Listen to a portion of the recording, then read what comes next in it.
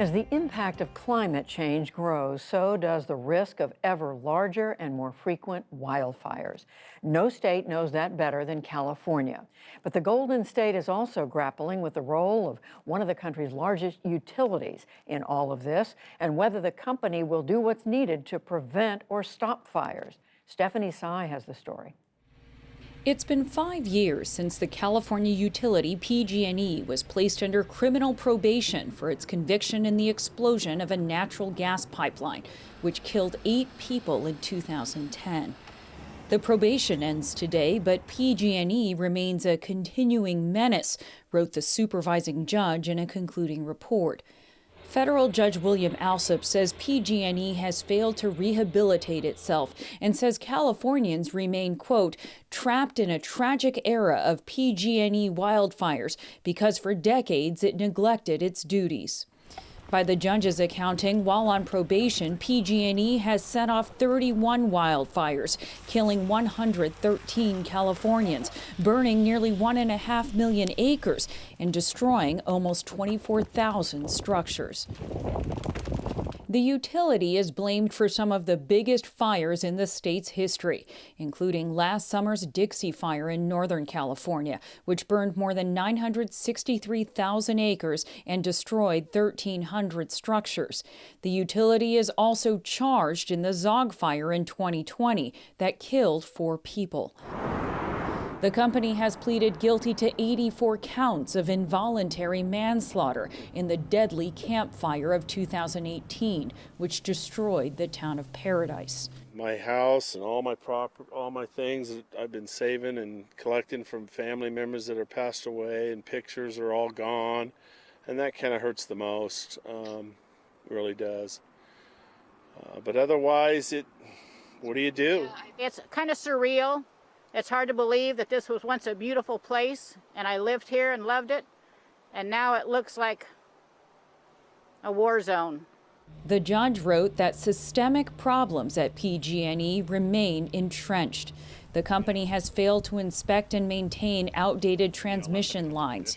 The judge deemed inadequate its reliance on outside contractors to clear vegetation around its power lines.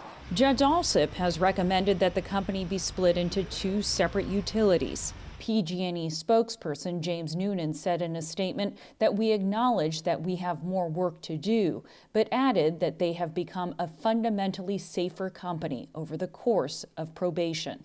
The majority of the survivors, the judge noted, are still waiting to be compensated, and some remain in mobile homes. Only $7 million of a $13.5 billion fire trust fund have been dispersed to date.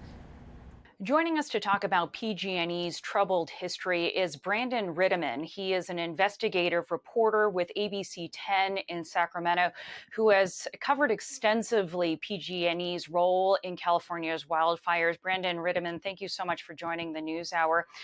Your reporting has really focused on the power of PG&E politically in California. So I want to start there as we talk about what wasn't done in this probation period. According to this scathing final report from this judge, how does that power play into the lack of change we've seen in improving safety when it comes to California's wildfires in this company? Well, thanks for having me, and thanks for the question. The power of the company is really difficult to overstate. It has a natural monopoly over electricity to 40% of the state of California. It's 1 out of every 20 Americans.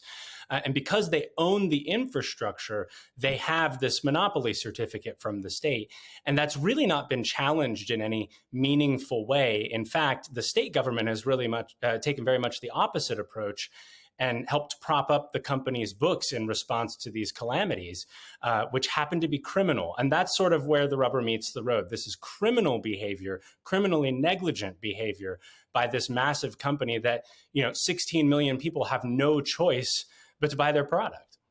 The judge really has a long rap sheet of not only what they did before the probation period, but during the probation period. So I guess one question is, why isn't the probation period being extended if any individual criminal was to reoffend during their probation period in the ways this judge describes in this report, they would stay locked up?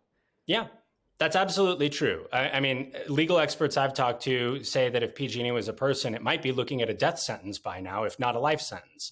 But prison isn't an option for a corporate entity. So even though we have corporate personhood baked into our laws, this idea that a corporate entity can be held accountable for crimes just like a person can, the fact is, on the punishment side of that, there are no prison bars, there are no handcuffs. If the corporate entity is the one who's found guilty or pleads guilty, PG&E has done both. It's gone through jury trials and pleaded guilty.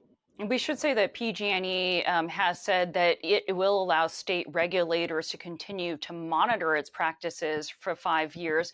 One of the other things that the judge said in this report is that there seems to be an ingrained culture of keeping meters turning, even during those power shutoffs that PG&E has done in the last few years in an effort to prevent wildfires from being sparked. Does that suggest to you, as you read the report, that this is a company that is putting profits ahead of safety and that California's regulators are allowing it to do so? What really suggests that to me is that they stood there in a courtroom and pleaded guilty to 85 felonies and said they were going to stop putting profits over safety. Now what you have is a federal judge saying they haven't really done that. They haven't lived up to those commitments that they made. And that's what I think is really troubling to everyone. Now, PG&E often says that climate change is really to blame. And, there is evidence, of course, that climate change changes the behavior of wildfires. Does PG&E get any allowance given the impact of the changing climate on California? And does the judge address that in his concluding remarks? Absolutely, the fires are worse because of climate change and also because of overgrown, conditions out in the wildland. We've suppressed wildfire for more than 100 years in the West. So there's a big bonfire up there. Everything is drier and warmer, and we have more days when it can burn. All of that is true. All of that is the reason why criminal negligence has to be snuffed out so that we don't have a fire spark that is utterly preventable and lose more lives for no reason. And finally, Brandon, where do payments stand for the many victims of these wildfires, and why has it taken so long for them to get relief? Yeah, so most but not all of PG&E's wildfires were rolled into its bankruptcy, which it emerged from back in 2020, around the time when it pleaded guilty to the Camp Fire. And the victims, the scheme that was proposed to the victims, they got a yes or no vote, there weren't other choices, was take your settlement half in cash, half in stock to be held by a trust, which would then sell the PG&E stock and use the money from the sale to pay you. So you have the people who have lost their livelihoods, loved ones, homes in PG&E disasters, essentially being put in the position of owning a big chunk of the company that burned them out. It's never been worth the amount that they were told. Some of them have gotten their first payments, but none of them have been paid in full, and they may not be for years. And the judge writes that meanwhile, PG&E management pays itself handsome salaries and bonuses. Brandon Rittiman, investigative reporter at ABC 10 in Sacramento. All of his reports can be found at firepowermoney.com. Thanks so much for joining the NewsHour. Thank you.